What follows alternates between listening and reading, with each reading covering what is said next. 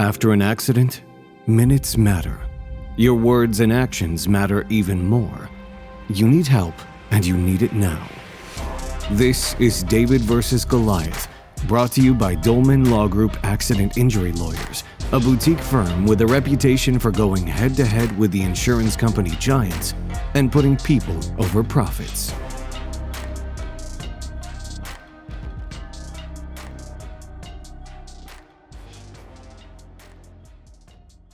Hi, this is Stan Gipe. I'm here with Matt Dolman once again for another edition of the David vs. Goliath podcast.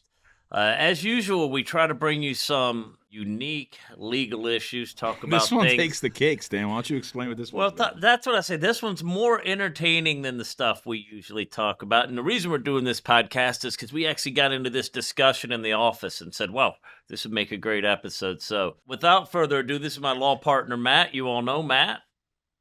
Hello. And today we're here to talk about HPV and sex in cars and who you can and can't sue if it happens to you. This is absolutely fucking ridiculous. Go through the facts, Stan. So here, I'm going to give you a little background, okay? So this case stems from a situation which many Americans have found themselves in, okay? I mean, if you're to go out there and poll Americans, I bet greater than 50% of Americans have at some point in time found themselves in a situation where they ended up having sexual intercourse in an automobile, right? So this is where this situation starts. We got a couple that's met. Without going into too many salacious details, they end up in a situation where they decide they're going to go have intercourse, and the best place to do that, the only place they've got that's convenient is the motor vehicle.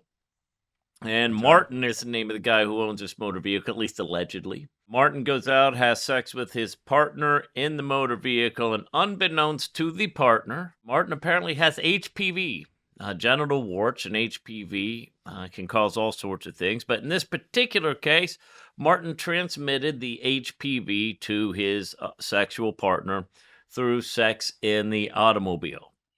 Mm-hmm. Okay, so what happens next? This partner gets the HPV, goes on to end up, unfortunately, having cancer, presents a claim to Martin and Martin's auto insurer saying, hey, I'm injured from using the vehicle. I caught this HPV and got cancer from using the vehicle. Therefore, it should be covered under the automobile policy.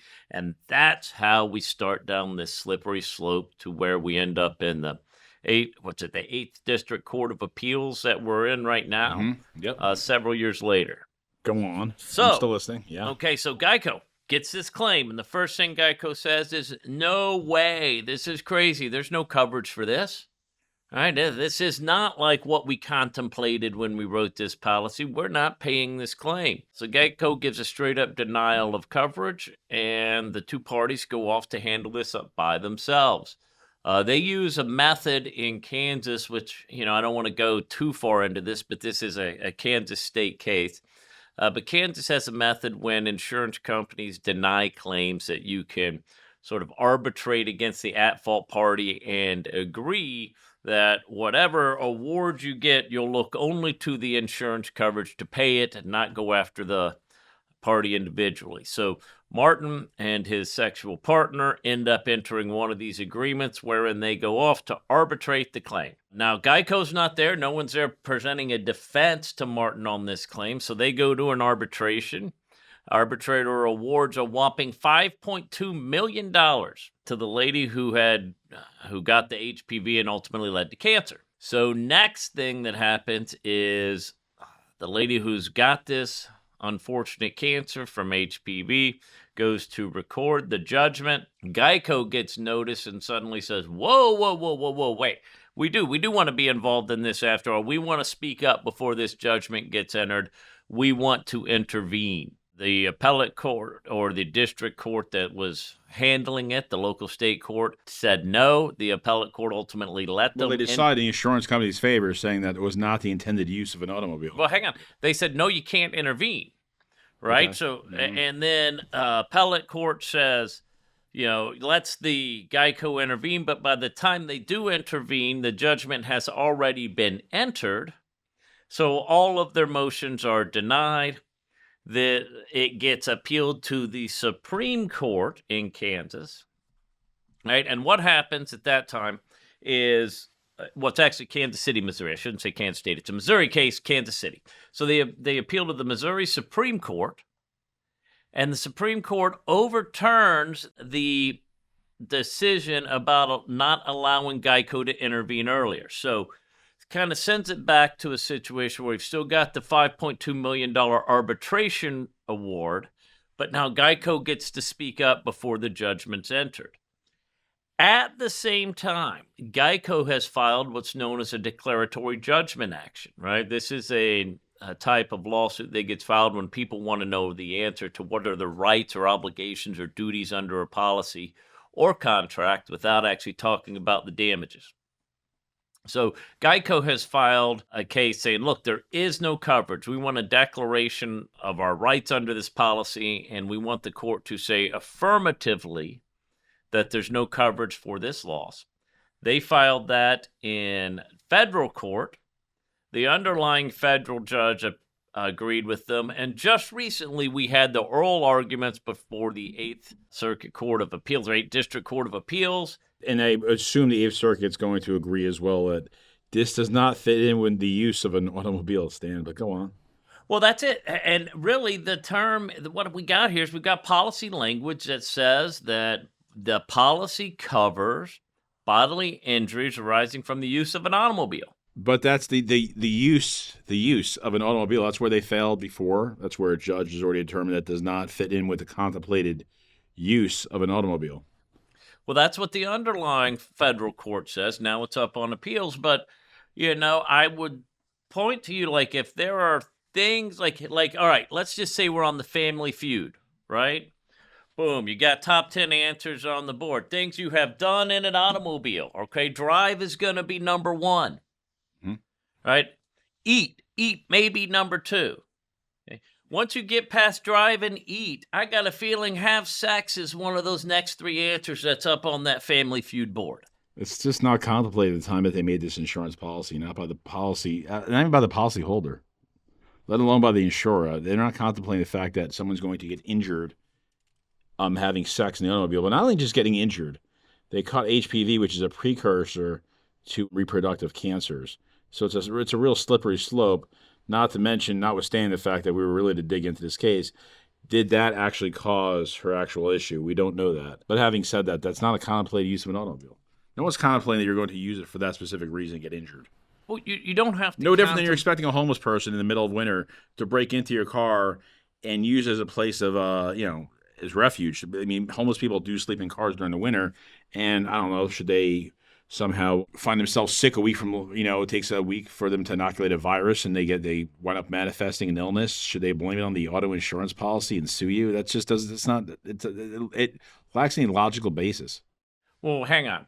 Okay. If you found a homeless person sleeping in your car and somehow infected them with HPV, I got a feeling. I'm saying they're HPV. Let's just say you're gone for a week and it's the middle of winter and somebody decides to sleep in your car and they get sick and they somehow, God knows what they catch. This virus is always in the air, and their immune system is compromised, and they get ill, and something bad happens to them. Should they be able to sue you or be able to sue your insurance company? No, but I think at that point you're not using your vehicle, right? Like if I'm the one having sex in my vehicle, I am definitely using it. If someone else breaks into my vehicle to have sex, it's again, and I agree with the original judge. It doesn't fall within the definition of use of an automobile. There's no one's contemplating the fact that you're going to use it to have sex.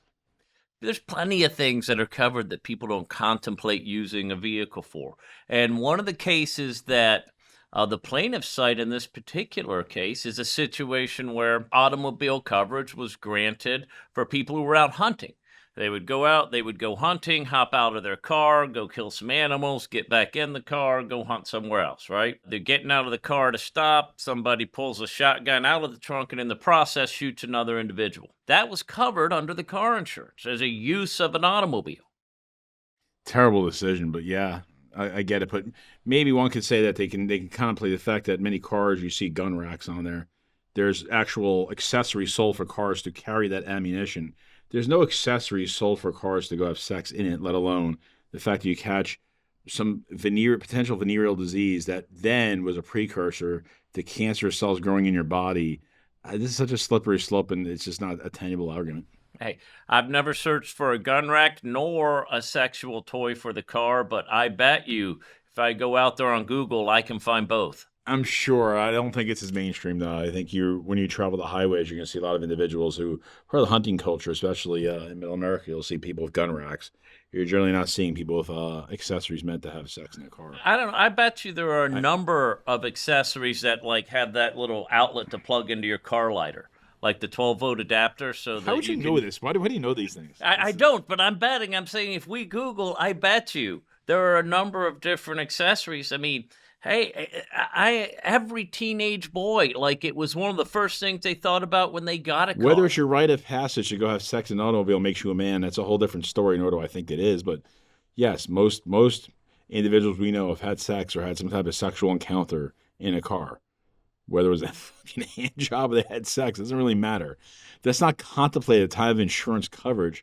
The insurance carriers, GEICO, State Farm, Allstate, or any of these insurance carriers are not contemplating the fact that you're going to get injured during the commission of a sexual act in an automobile, let alone potentially catching something that could possibly be a precursor to catching developing cancerous cells. That's such a tenuous argument. Well, that's sort of a second I'm argument. not plaintiff lawyer. I'm always looking for angles to sue. I mean, even this one seems like absolute bullshit. Well, when we take it to the next level, let me ask you this, man. I mean, I tend to think there may be some coverage there. I might be an outlier on this, but I think it's a foreseeable use of an automobile. I think from now on, they'll probably have to put an exclusion in the policy for it. But how are they going to write that? If you seem to get injured during the commission of a sexual act, or during the sexual act you happen to catch HPV, which then leads to the growth of cancerous cells, are we still not covering you? I would say some sort of exclusion for any disease or other. I get it. I'm just being a wise ass. That would be my take on it. But now, Matt, if there is coverage, so let's go out on the limb, right? Mm-hmm. If there is coverage. Yep. Let's say it was a girl who had the venereal disease. Let's say she's the one who had the HPV, right? And he gets it. Is it covered by UM? UM is uninsured motorist, right? You're really struggling for angles here, aren't you? Well, I'm looking at this. What do you think? Like I think this is legitimate. I think this for is those who happen to be listening to this or stumble across this video somehow. Not sure what their search terms are that brought you to this video, but I want to make sure we issue the disclaimer that Dolman Law Group would never, ever consider or contemplate handling such a case. But go on. Hang on. It depends on which disease you get.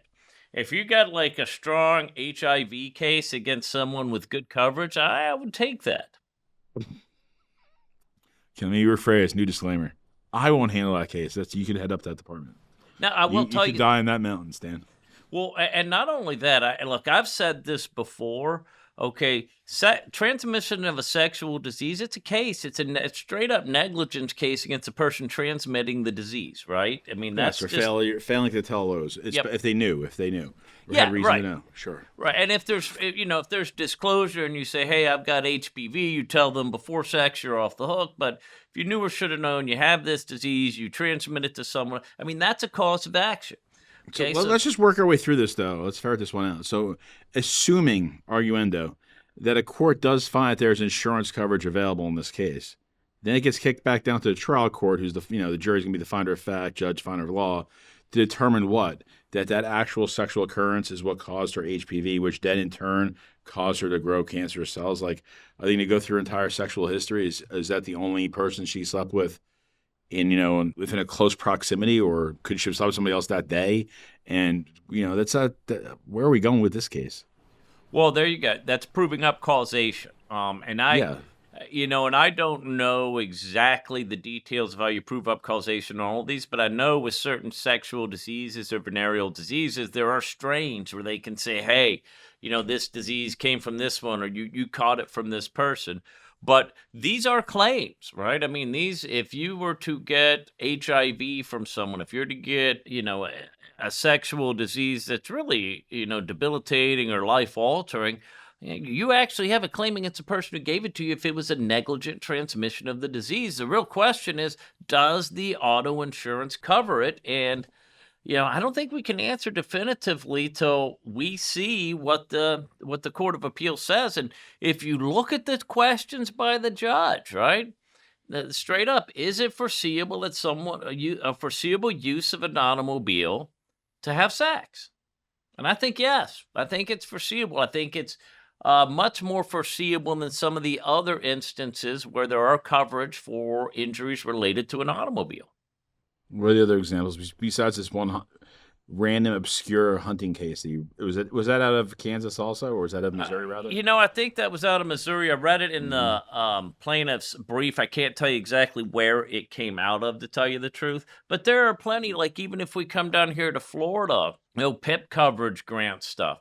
Let's say, what happens if they're having sex in the vehicle and someone accidentally knocks it into drive? They run into a wall. Okay, well, now we're presupposing several facts. One, that the ignition was actually on the car, which we don't know that to begin with in this scenario. That you might have something because now the car is operable, it's moving. A car where the ignition's not on, you're just using it as a place to go have sex, or even if you were to lay down and, I don't know, hurt yourself somehow laying down, there's no claim. It's not something one contemplated. Look, I'm picturing something with a little heat or AC kicking, some music going. Like they're using everything in the car except the gas pedal. Maybe. Maybe not. The car's certainly not operable. It's sitting parked, stationary, with no intention of driving during that moment of passion. They were just looking to obviously do the deed in the car, but the car is just a means for them to perform their act. They're not actually using the car to drive. They're not operating the car. Yeah, it's a negligent act that occurred while using the vehicle for sexual relations.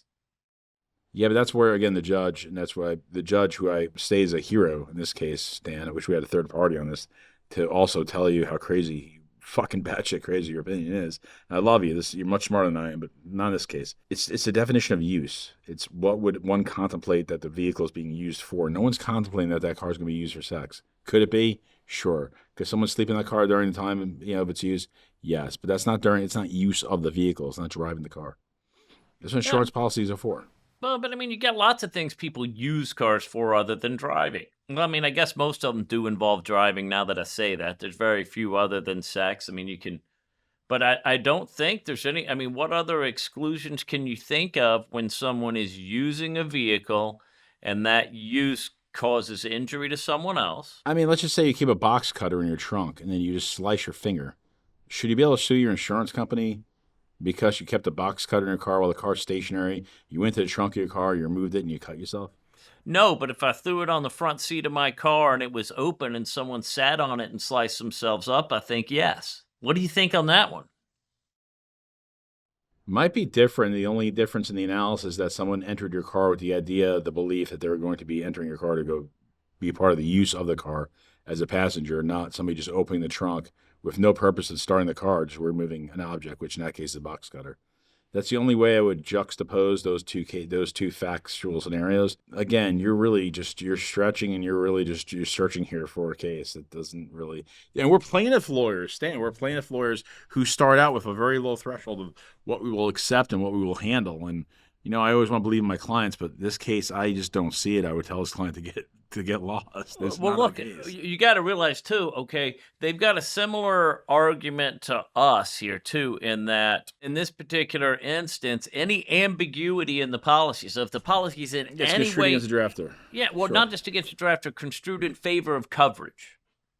Right. So if there's any question of there being coverage for this incident, the answer is yes. There's coverage. Right, so that's sort of a second backup. So you're putting all the marbles in, no coverage for this, huh? See, I think there's a shot. I think plaintiffs got a shot at it. When I think about it, I first blush. Logic says there's no way this should be the case. But I think when you distill down to it, look at what the policy says. This is a foreseeable use of an automobile. People aren't going to be amazed when they find out people are having sex in an automobile. Yeah, they are, though. That's the reason why it's such a headline grabber, because this isn't like normal. Stan, take yourself out of the box for a second. Realize the reason why this is clickbait and why this article garnered so much attention and why it was in the New York Post and all these salacious newspapers, not the New York Times, not the LA Times, not the Chicago Sun-Tribune, the New York Post, which is a tabloid paper. The reason why I made that is because it's sensationalism. It's shocking. No one is expecting there to be insurance coverage when one has sex in the car. The fact you can't see that is what shocks me. And you're an amazing trial lawyer, and you're the I have a lot vested in you. I'm worrying about you right now.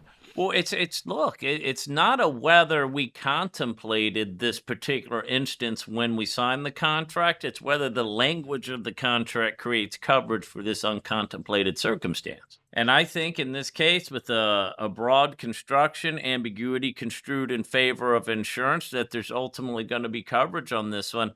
I don't know how she maintains a $5.2 million verdict. I think GEICO gets to intervene, and that should ultimately, you may have some causation arguments. I really think, like what you were hanging on, causation is going to be the bigger issue here than coverage. Well, first you got to find coverage. Assuming arguendo that they do find coverage, I do not think they will.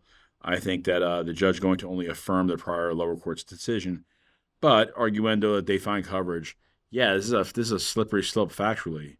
I mean, you have to make two giant leaps in logic that individual is who caused that issue. Oh my gosh. Wait, I've had this case. Wait, I forgot to tell you. Oh my gosh, I can't believe I didn't bring this up earlier. Okay, I had a case where what clearly happened was a client, and no one's going to be able to tell which case this was, I'm not mentioning names, a client or defendant picked up a plaintiff for a rendezvous, right? He had just met her on the side of the road. They had a discussion. And then why not? Well, you can imagine what went down here. There was an exchange of money. All right. Then they decided to go park in a parking lot. Imagine what went on here. It sounds like they parked in a parking lot, right? To go have sex in the car, to use the car for sex. And as you can imagine, it was oral sex, just so you can kind of figure the placement of the people. Okay, he's still in the front seat, driver's seat. Okay, they have oral sex, and at a specific point during this act, he ends up getting excited and accidentally stomps on the gas, running into the side of a building wall, wherein my client's head got caught between his body and the steering wheel, and she ultimately ended up having a cervical fusion. Was she married? Was she a street worker? What was her She was a street worker. She did this for a living. It's not that shameful. Yeah. It'd be tough to go back and explain to, I don't know, your significant other. Well, but there was coverage, right? There was coverage 100% for that accident. Was the car so the car isn't drive, though. The car is being used for its intended purposes, whether accidentally or not. They put that car into drive. No different than the old woman who thinks she's putting her car into reverse, but happens to put it into drive like in that episode of Sopranos and runs over her elderly friend. That's the car's being used for its intended purpose. It's driving. It's moving backwards or forwards. So wait, your example in Missouri is two people who are having fuck in the back of a car, and the car's just stationary. We don't even know. You're inserting facts that we don't even know into evidence here, buddy. We don't even know the car is actually on. So if you want coverage, you got to put the car in drive while you're having sex? No different than you can't have a DUI if you're drunk and in a car. I mean, you're just resting in the back of your car. You can't get a DUI. But if that car's on, even if it's not drive, and if it's not, no, the whole test is whether it's the ignition's on. No, it's whether you're in control of the keys. In Florida, at least, if you're drunk in your car, you got to put them in the trunk. Because the keys will, I think it even strengthens my argument. The keys gives the idea that in the indicia that you're going to be starting the car or doing something with it. If you're sitting and resting in the back of your car, you're not getting arrested for DUI. I don't know. I just don't see it, Stan. All right. You spend another 10 minutes arguing. Okay, well, let me ask you this. Would it change your opinion if during the sex act he accidentally broke her neck as opposed to transmitting a sexual disease? No. What, you choking her out and she just... No. Just bang, someone's head hit a window. Accidentally broke her neck. It was not contemplated that. No, the car was not moving. Now, had the car been moving and they got sideswiped and she broke her neck while she's performing oral sex, God knows what she's doing, yeah, then you have a case. Yeah. So in order for the sexual injuries to be covered, you believe the car must be in motion? It's not me that believes that. First of all, it's a federal judge that said that. It's his belief and definition of the word of use of car. I think to use the car, you have to actually have the car in motion or intending to move the car, like maybe manifesting that intention by switching the car in gear, starting the car up, and making the overt attempt to get the car into gear. I think those would add up to the idea that you were trying to use the car, not trying to just have a fuck in the back of a car. Understand? All right, so the moral of this story is if you think you've got a weird case and wonder if there's coverage, give us a call and we will sort it out, because a lot of times... Stan.Gipe. Stan, don't email me. Stan, STAN.Gipe, Gipe, at Dolman Law, D like in David, OLMANLAW.com. Feel free to bother him at all times, day and night, about your weird claims. He's interested. He's interested in taking on anyone. But no, I will not pursue that case. I will not look at it. Nope. You almost sound like the response to green eggs and ham. I will not eat them. I will not look at them. I do not like green eggs and ham. I'm a plaintiff lawyer. I inert to the idea of having coverage. I don't see that here. I think it's slippery. I mean, beyond a slippery slope. Just so many leaps in logic in order to attain coverage here. I just don't see it, Stan. Love you, bro. Sorry. All right, but thankfully, this is not going to be an argument without an answer, because the appellate court is going to come down and tell us which one of us is actually right on this. If you want to put 100 on, I'll take the 100 now. I have a feeling that you're going to be on the wrong side of this one, because you're creating a bad set of facts and really bad law if they're to go forward and create coverage here. That is a slippery slope. But if you want to die on that mountain, good luck. I don't think there's going to be coverage. Well, I believe there is. I kind of hope there is, because it would open the door to a whole world of claims I haven't even thought of yet. You should beat the rush and start blogging about it tonight. If you've been injured and having sex in the back of an automobile that was not in motion, was not started, where the ignition was not on, Dolman Law Group is looking to look at your case. Isn't that what we're doing right now? We're just discussing it. Yeah, but this will go out there. They, like anyone who's searching for this, they can find us now. We've got our place on the internet. They know where to go. Yep. All right, so this one's a little different. What, anything else we got to add on this? We've been almost 30 minutes talking about HPV and having sex in a stopped vehicle. No, I think we beat that dead horse. Drove over it, then put in reverse, drove back over it again. I think we've hit this one. I think there's much more you could add. I agree with you on that. So, with that being said, we'll wrap up this edition of the Dolman versus Goliath, David versus Goliath podcast. This has been my partner in crime, Matt Dolman. And if you would be Dolman versus Goliath if we decide to take this case on and go fight the insurance companies on this stupid issue that our client caught a venereal disease while in the backseat of a car that was not in motion. Yes, properly entitled Dolman versus Goliath in such a situation. Yeah. But hey, I really appreciate it. Thank you, everyone, for listening in. Have a blessed day. Yeah, if you ever need anything, you can always find us at dolmanlaw.com. Thanks for listening. If you have a weird case involving STDs, call Stan. As long as the damages are out there, we will look at anything. Now, it's not going to be like, hey, I got whiplash doing something in a car. You need real damages, right? So, what's this we business? Speak French? It's a you business. You will look at that case. Stan.Gipe at dolmanlaw.com. Have a great day. All right. This episode of David vs. Goliath is over, but your journey is just getting started. To share your story with us, visit dolmanlaw.com. That's DOLMAN law.com, or call 866-965-6242. The insights and views presented in David vs. Goliath are for general information purposes only and should not be taken as legal advice for any individual case or situation. The information presented is not a substitute for consulting with an attorney, nor does tuning into this podcast constitute an attorney-client relationship of any kind. Any case result information provided on any portion of this podcast should not be understood as a promise of any particular result in a future case. Dolman Law Group. Big firm results, small firm personal attention.